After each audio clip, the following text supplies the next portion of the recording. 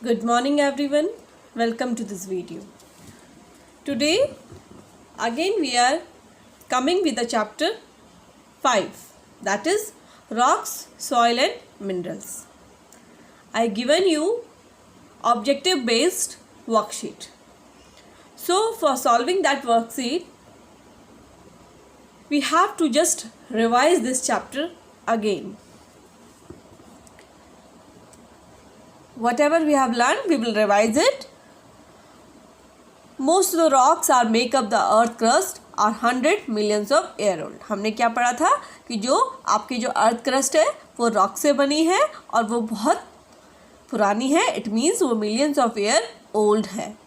जो rocks that you pick from your beach और a mountain, जो आप अलग अलग जगह से आप रॉक्स इकट्ठा करते हैं, रॉक्स मतलब आपको देखने को मिलती हैं, वो बिल्कुल अलग अलग होती हैं क्योंकि उनका टेक्सचर, उनका कलर, उनका कंपोजिशन अलग होता है बिकॉज उनका जो केमिकल सब्सटेंस है जिनसे वो बनी है वो डिफरेंट होता है. So rocks are made up of from 2 और मोर डिफरेंट मिनरल्स. वो 2 या फिर 2 से ज़्यादा मिनरल से मिलके बनी होती हैं और वो आपके अर्थ क्रस्ट जो है वो आपके रॉक से ही बनी है. So we learn about the earth crust. Earth crust is made up by the rock and rock make up the earth crust. These are the similar thing. Now the types of rocks. We learned about the types of the rocks. We have 3 types of rocks: igneous rock, sedimentary rock and metamorphic rock. हमने 3 rocks के बारे में पढ़ा था. एक igneous rock, दूसरा sedimentary rock and तीसरा आपका metamorphic rock. So let's learn about the igneous rock, even revise about the igneous rock. So we know that it is the oldest rock on the earth crust. It got its name from the Latin word ignis, which means pertaining to fire. These rocks are formed by cooling and solidification of molten rock material called magma. ये जो rocks होती हैं ये आपका कैसे बनती हैं? जब वोल्केनोज एरप्ट होते हैं, वोल्केनोज जब इरप्ट होते हैं तो अंदर जो अर्थ क्रस्ट के अंदर जो मोल्टन फॉर्म में जो मिनरल्स प्रेजेंट होते हैं, मोल्टन रॉक मटेरियल मतलब मिनरल्स जो प्रेजेंट होते हैं वो इरप्ट हो जाते हैं बाहर. जब वोल्केनो से वो बाहर निकलते हैं तो वो जो अंदर जो रॉक मोल्टन फॉर्म में जो रॉक मटेरियल या फिर मिनरल्स जो प्रेजेंट हैं उसे हम मैग्मा कहेंगे. और जब वो बाहर निकलता है तो उसे हम लावा कहते हैं. और लावा जब कूल डाउन होता है तो वो इग्नियस रॉक में कन्वर्ट हो जाता है. Is it clear, student? And mainly these rocks are made up from the minerals mica, feldspar and quartz. These are the 3 minerals that made up the igneous rock. They may be light. ये light colour में हो सकती हैं और dark colour में भी हो सकती हैं, फाइन ग्रेन्ड और ग्लासी भी हो सकती हैं. ग्रेनाइट सबसे मोस्ट कॉमनली igneous रॉक है. Student, I am revising this chapter. Listen my words carefully because it will help us in doing our objective question. So that's why I am focusing on the word. Granite is the most common igneous rock. So these are the examples of igneous rock: granite, pumice, basalt and obsidian. Granite आपको easily अपने घरों में देखने को मिल जाएगा. आपके kitchen के slab में, आप अपने घर के किसी भी जगह जहाँ यूज़ किया होगा ग्रेनाइट का पत्थर आप देख सकते हैं. आप अपने घर में भी अपने पेरेंट्स को भी इसके लिए पूछ सकते हैं. Now the next is sedimentary rock. Sedimentary word is taken from the Latin word sedimentum meaning to settle. Sedimentary का मतलब ही है sedimentum. It means it is taken from the Latin word sedimentum. उसका मतलब ही क्या है कि टू सेटल. जो चीज़ सेटल होके बनी है उस रॉक को हम बोलेंगे सेडिमेंट्री रॉक. ऐसी रॉक्स जो सेटल डाउन होने के कारण बनी हो. अब सेटल डाउन किसका? Now listen carefully. These rocks are formed when rocks on the mountain are broken down or cut away into smaller pieces by natural forces such as wind, water, rain and ice.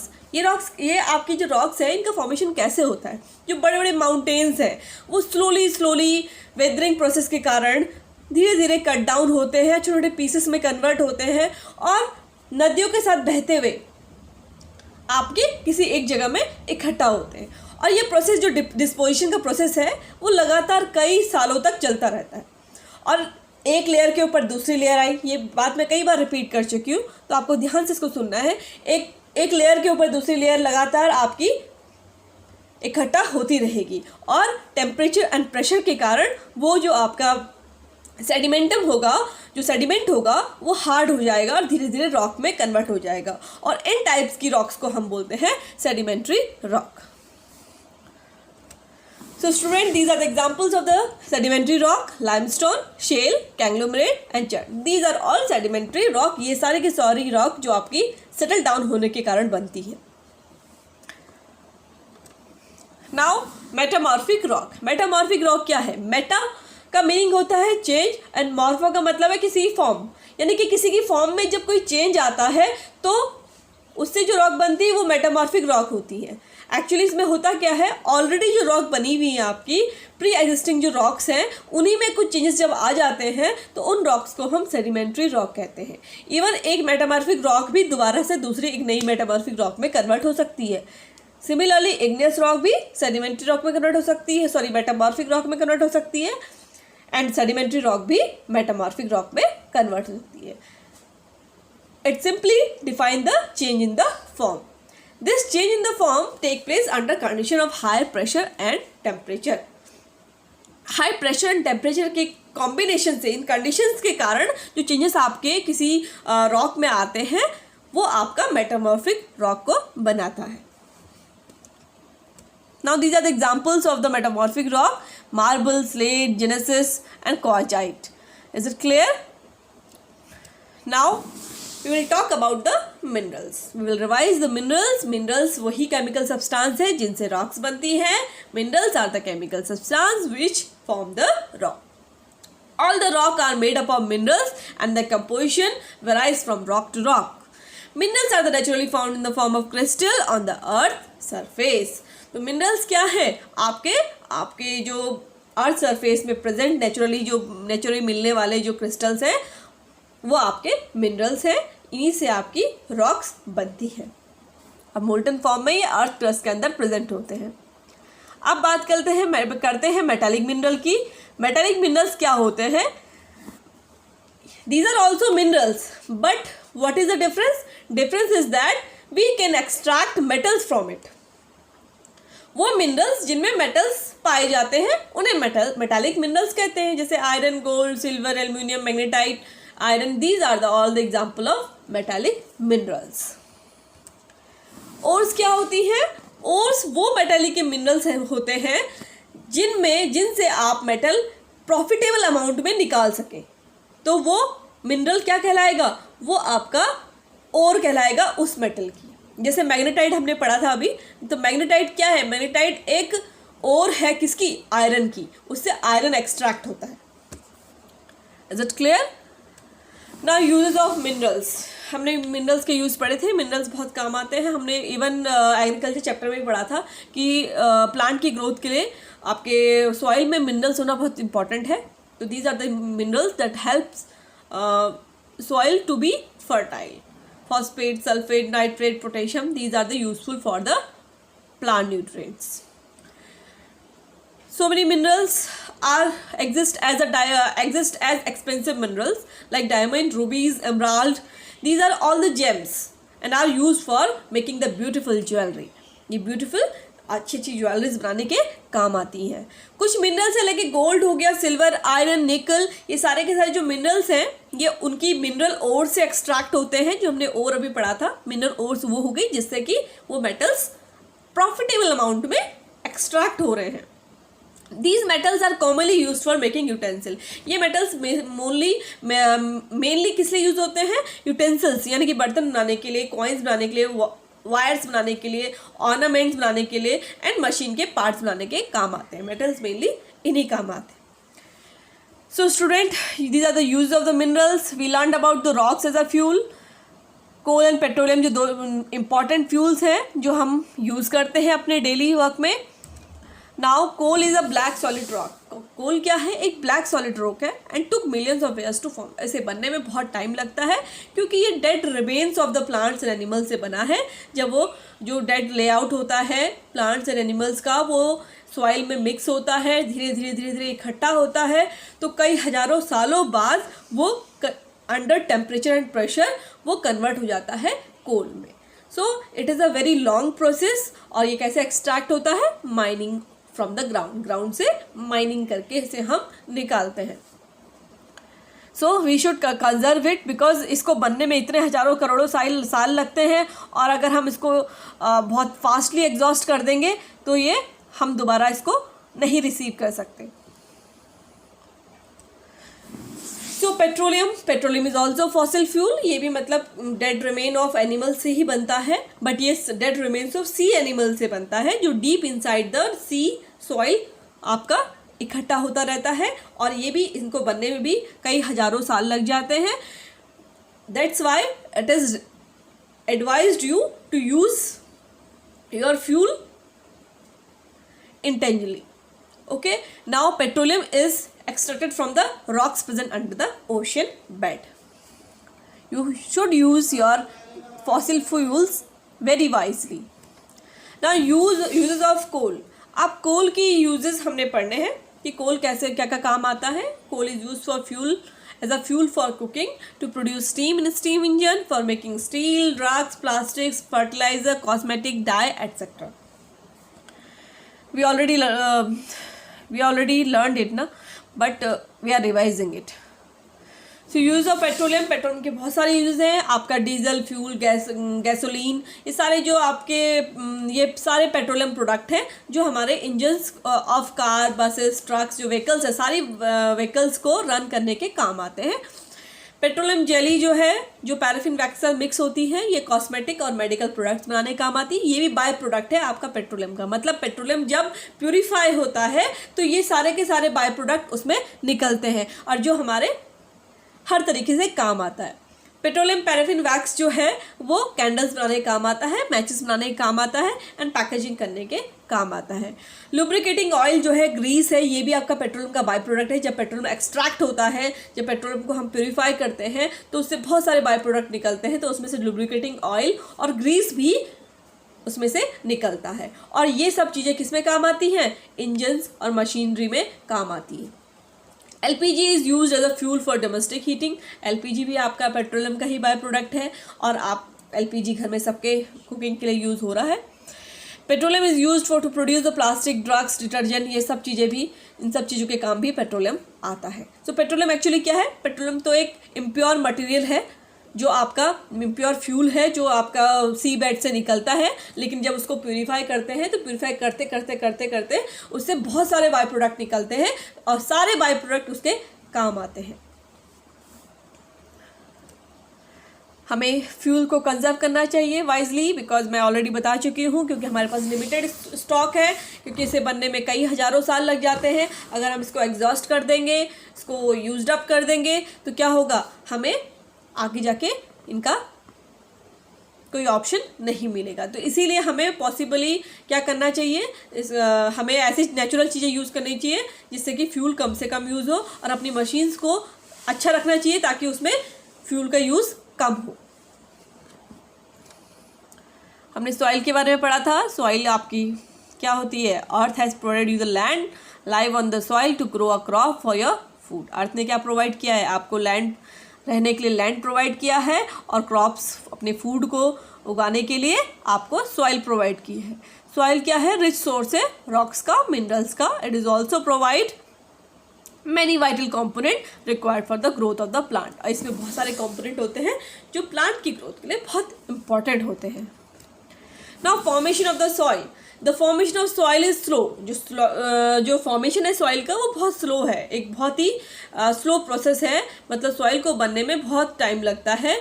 जो आपकी बड़ी बड़ी hard rocks हैं वो धीरे धीरे water, wind और air के प्रेशर में धीरे धीरे कन्वर्ट होती हैं सॉइल में।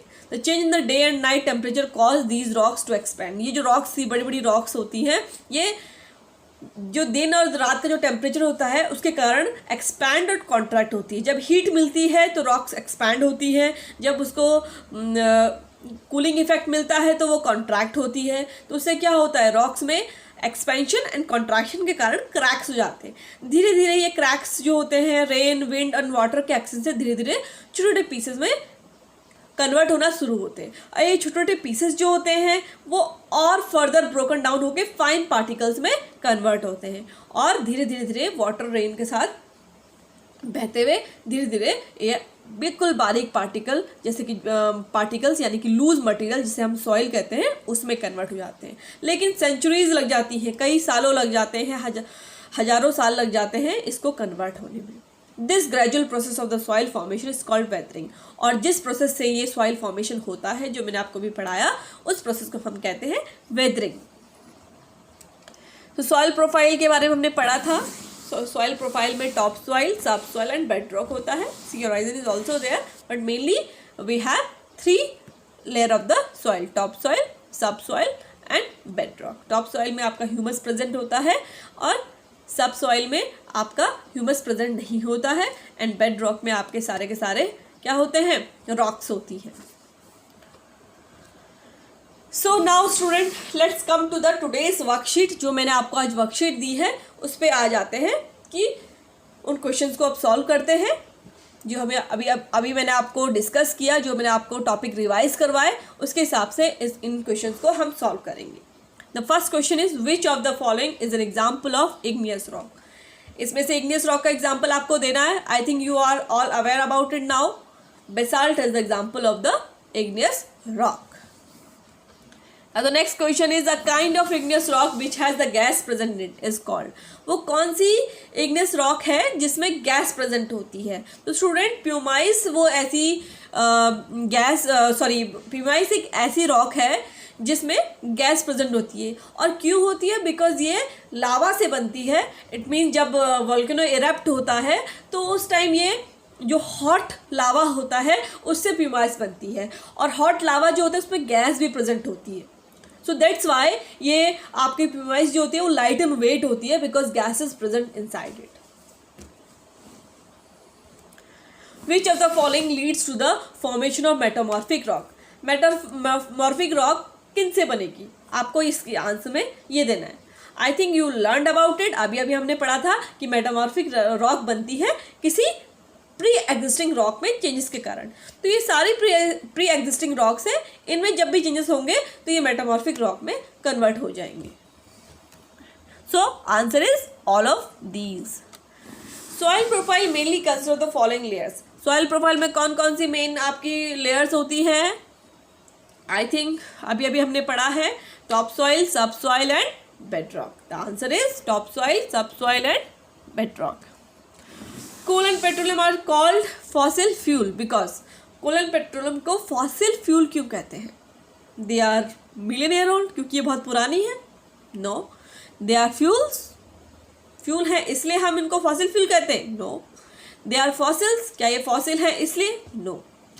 दे are made from dead remains of plants and animal, that's why we are called it fossil fuel. क्योंकि ये जो डेड रिमेनिंग है प्लांट्स और एनिमल से उनसे बने हैं इसीलिए इनको फॉसिल फ्यूल कहते हैं। फॉसिल से बनी हुई fuel is called fossil fuel. A magnet attract, magnet किस किस को अट्रैक्ट करेगा? इनमें से आयरन, कोबाल्ट एंड निकल, इन सब को, ये जो ऑल ऑफ दीज हैं, it means iron all of 3 हैं, इन सब को मैग्नेट अट्रैक्ट करता है। These are magnetic materials, magnetic metals actually. Now fill in the blanks में आते हैं। Minerals from which metals can be extracted profitably are called. ऐसे कौन से मिनरल्स होते हैं, ऐसे मिनरल्स को हम क्या कहेंगे जिनसे मेटल्स एक प्रॉफिटेबल अमाउंट में एक्सट्रैक्ट होते हैं? We learned in previous topic that ore is the mineral from which metals can be extracted profitably। उन्हें क्या कहेंगे? हम ओर्स कहेंगे। उन मिनरल्स को हम ओर कहेंगे जिनसे मेटल्स एक प्रॉफिटेबल मतलब अच्छी अमाउंट में निकलेंगे। Second is dash is the most common igneous rock.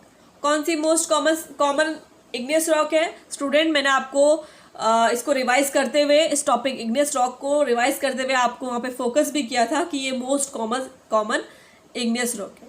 I think you are learn about it. This is granite. Granite is the most common igneous rock. Dash is the hot molten rock material found inside the earth. हमने volcano में, मैं जब volcano eruption के बारे में पढ़ाया था आपको, देन आई टोल्ड यू